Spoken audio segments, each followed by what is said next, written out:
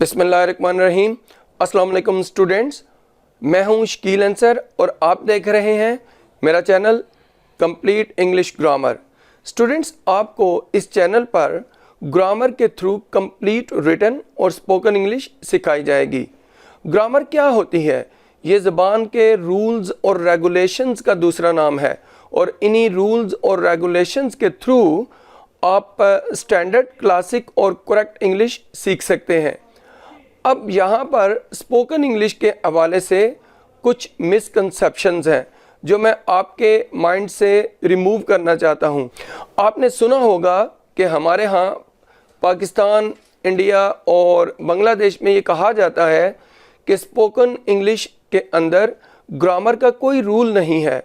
हालांकि बात इस तरह है कि ग्रामर, जैसे कि मैंने आपको बताया कि ये रूल्स और रेगुलेशंस का नाम है, और किसके रूल्स और रेगुलेशन? ज़बान के, लैंग्वेज के।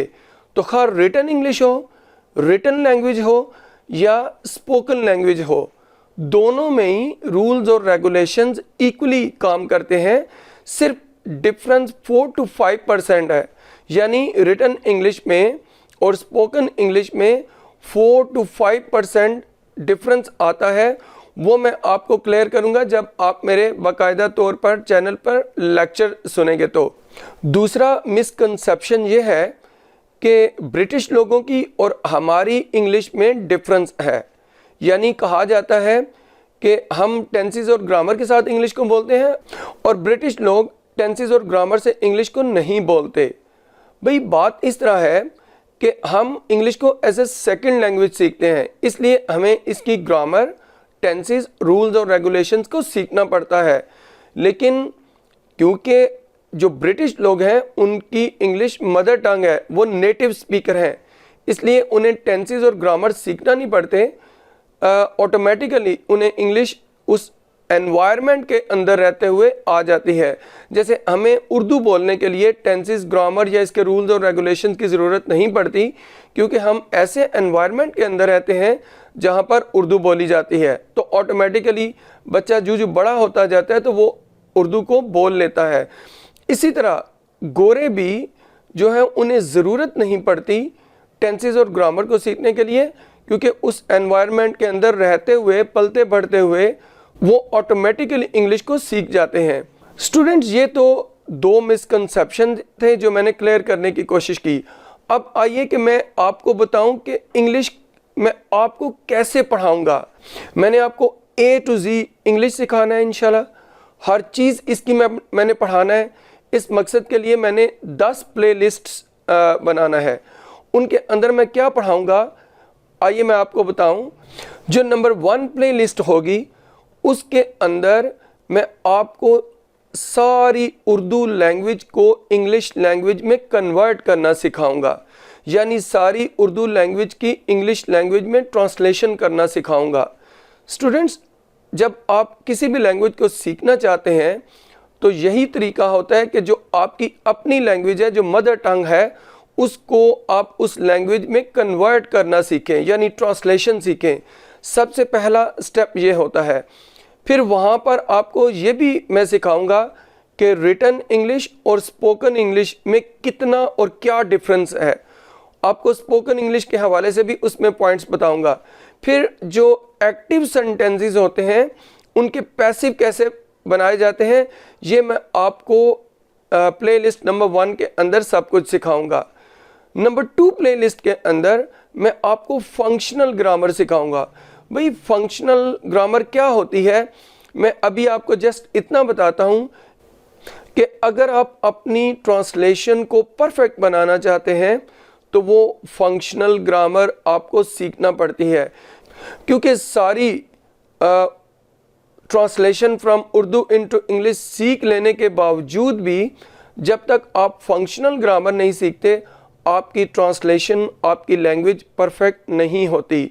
इसके अंदर मैं क्या क्या पढ़ाऊंगा, इंशाल्लाह आप मेरे चैनल को देखिएगा, मेरे लेक्चर्स सुनिएगा, आपको आइडिया हो जाएगा। प्लेलिस्ट नंबर 3 के अंदर मैं आपको मुख्तलिफ जो इंग्लिश लैंग्वेज की चीज़ें होती हैं उनमें डिफरेंस बताऊंगा। इस प्लेलिस्ट का नाम ही मैं डिफरेंस रखूँगा। फॉर एग्ज़ाम्पल उर्दू में एक लफ्ज़ होता है बहुत, तो इसकी इंग्लिश एक होती है वेरी, एक होती है TOO और एक होती है मच। इन तीनों का उर्दू में मीनिंग बहुत होता है, लेकिन इनका इस्तेमाल में डिफरेंस क्या है ये मैं वहाँ पर आपको बताऊँगा। फिर होता है एक टू मच और मच टू। ये टू मच का भी मतलब होता है हद से ज़्यादा, और मच टू का मतलब भी होता है हद से ज़्यादा। इनके इस्तेमाल में क्या डिफरेंस है ये मैं आपको वहाँ पर बताऊँगा। एक और एग्जांपल लेते हैं, इनका मीनिंग होता है मे और इनटू का मीनिंग भी होता है मे, लेकिन इनका इस्तेमाल क्या है ये वहाँ पर मैं आपको बताऊँगा। फिर फर्स्ट फॉर्म ING को जेरेंड भी कहा जाता है और प्रेजेंट पार्टिसिपल भी कहा जाता है। इनके इस्तेमाल में क्या डिफरेंस है वहाँ पर मैं आपको बताऊँगा। फिर ट्रांजिटिव वर्ब होते हैं और इंट्रांजिटिव वर्ब होते हैं, इनके इस्तेमाल में क्या फ़र्क है। फिर डूइंग वर्ब और बीइंग वर्ब होते हैं, इनके इस्तेमाल में क्या फ़र्क है।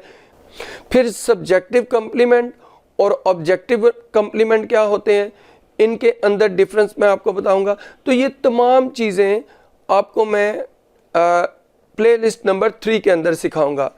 प्लेलिस्ट नंबर 4, इसके अंदर मैं आपको स्टूडेंट्स डायरेक्ट इनडायरेक्ट जिसे नरेशन कहा जाता है वो सिखाऊंगा। प्लेलिस्ट नंबर 5, इसके अंदर मैं आपको सेंटेंसेस ऑफ डेली यूज़, यानी जो शॉर्टकट में इंग्लिश को सीखना चाहते हैं, ग्रामर नहीं सीखना चाहते, सिर्फ डेली यूज़ के सेंटेंसेस सीखना चाहते हैं, वो मैं आपको बिल्कुल शॉर्ट तरीके से वो सिखाऊंगा। प्लेलिस्ट नंबर 6, इसके अंदर करेक्शन ऑफ एरर्स और सेंटेंसेस के अंदर जो ब्लैंक्स आती हैं वहाँ पर अप्रोप्रिएट प्रपोजिशन कैसे फिल करते हैं ब्लैंक्स में, वो आपको सिखाऊंगा। स्टूडेंट्स याद रखिए, करेक्शन ऑफ एरर्स एक ऐसी चीज़ है जिससे आपकी इंग्लिश बहुत ज़्यादा इम्प्रूव होती है। ये मेरा पर्सनल एक्सपीरियंस है और विद ऑल माय एक्सपीरियंस मैं आपको बता रहा हूँ कि जितने ज़्यादा आप करेक्शन ऑफ एरर्स पढ़ेंगे आपकी इंग्लिश उतनी ज़्यादा इम्प्रूव होगी। और करेक्शन ऑफ एरर्स को मुख्तलिफ क्लासेस के पेपर्स के अंदर सेट किया जाता है। इवन जो CSS के एग्ज़ाम्स होते हैं उनमें भी करेक्शन ऑफ एरर्स को पेपर के अंदर सेट किया जाता है, तो ये बहुत इंपॉर्टेंट चीज़ है। फिर प्रपोजिशन, जो अप्रोप्रिएट प्रपोजिशन की फिलिंग होती है ब्लैंक्स के अंदर, ये भी एक डिफ़िकल्ट काम है। ये छोटी छोटी प्रपोजिशंस होती हैं जो बाद में कंफ्यूज करती हैं स्टूडेंट्स को, अगर याद ना हो तो इनकी कैसे फिलिंग की जाती है ये मैं सिखाऊंगा।